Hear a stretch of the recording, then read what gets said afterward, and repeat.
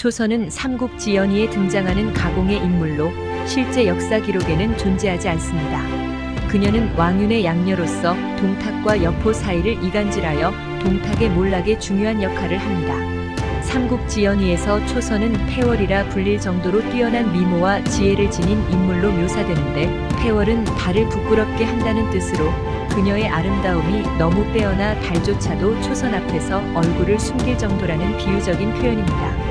초선은 이러한 미모와 지혜를 바탕으로 왕윤의 지시에 따라 동탁과 여포를 이간질해 역사의 흐름에 큰 영향을 미칩니다. 이야기는 장안으로 천도한 뒤 동탁의 폭정이 극에 달하는 시점에서 시작됩니다.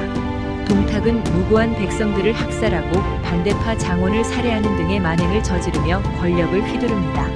이로 인해 왕윤은 깊은 고민에 빠지게 되고 한나라를 구할 방법을 찾기 위해 고심합니다. 어느 날 그의 양녀 초선이 한숨을 내쉬는 모습을 본 왕윤은 그녀에게 묻습니다. 혹시 누군가와 은밀히 정을 나누고 있는 개냐? 그러나 초선은 나라의 위태로움 때문에 근심하는 것이라며 왕윤의 의구심을 풀어줍니다. 왕윤은 이내 초선에게 한나라를 구할 대의를 위해 자신을 희생해달라고 간청합니다. 초선은 양부의 은혜와 나라를 구해야 한다는 사명감으로 이 부탁을 받아들입니다.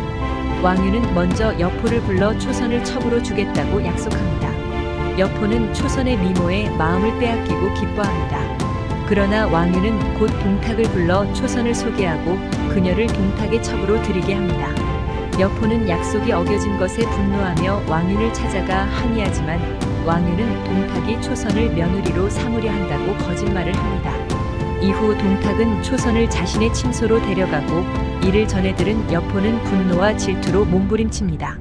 여포는 동탁의 앞에서는 모른 척하지만 초선을 향한 그의 시선을 동탁이 알아채고 의심하기 시작합니다. 어느 날 여포는 봉의정에서 몰래 초선을 만납니다. 동탁은 이를 알고 분노하여 방천하극을 던지지만 여포는 간신히 피하고 도망칩니다. 이때 동탁의 참모 이유가 나서 동탁과 여포를 화해시키려 합니다. 이유는 동탁에게 여포와의 관계가 중요하니 초선을 여포에게 넘기자고 설득하고 동탁은 이를 받아들입니다. 그러나 동탁이 초선에게 이 이야기를 꺼내자 초선은 이미 높으신 분을 모시고 있는데 어떻게 다시 노비와 같은 자에게 몸을 맡길 수 있겠습니까?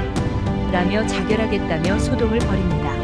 당황한 동탁은 초선을 달래고 그녀의 눈물과 애원에 마음을 돌립니다. 초선은 동탁과 이유의 사이마저 이간질하며 이유가 여포와 가까워 동탁의 체면을 무시한다고 모함합니다. 다음 날 이유가 다시 와서 약속대로 초선을 여포에게 넘기라고 요구하자 동탁은 내 아내를 다른 남자에게 줄 수 있겠느냐? 라며 노발대발하고 이유를 쫓아냅니다.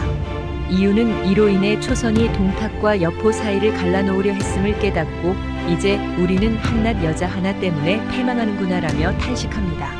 초선은 여포가 자신을 찾아올까 두렵다며 동탁에게 하소연하고 이에 동탁은 아예 집을 미호성으로 옮기고 초선을 데려갑니다. 여포는 언덕에서 미호성으로 향하는 행렬을 지켜보며 초선이 눈물을 흘리며 가기 싫어하는 모습을 보고 다시금 분노합니다.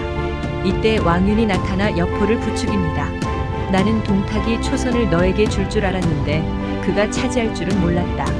여포는 더욱 분노하여 동탁을 죽여버릴까? 라고 중얼거립니다. 왕윤은 기다렸다는 듯이 그를 설득하며 동탁을 죽이는 것이야말로 대의를 위해 필요한 일이라고 강조합니다. 결국 여포는 왕윤의 계략에 넘어가 동탁을 제거하기로 결심합니다. 그는 왕윤의 동지들과 함께 계획을 세워 황제가 동탁에게 황위를 넘기려 한다는 가짜 칙서를 미호성으로 보냅니다. 이를 믿은 동탁이 궁궐에 도착하자 여포는 기다렸다는 듯이 동탁을 기습하여 그의 목숨을 끊습니다. 초선의 아름다움과 왕윤의 계략이 마침내 동탁의 몰락을 이끈 것입니다. 이 이야기는 초선의 복잡한 감정과 계략, 그리고 그로 인해 얽히고 설킨 동탁과 여포의 관계를 흥미진진하게 그려내며 삼국지 속의 대표적인 심리전으로 남아있습니다. 동탁의 몰락 후 초선의 행방에 대한 기록은 남아있지 않습니다.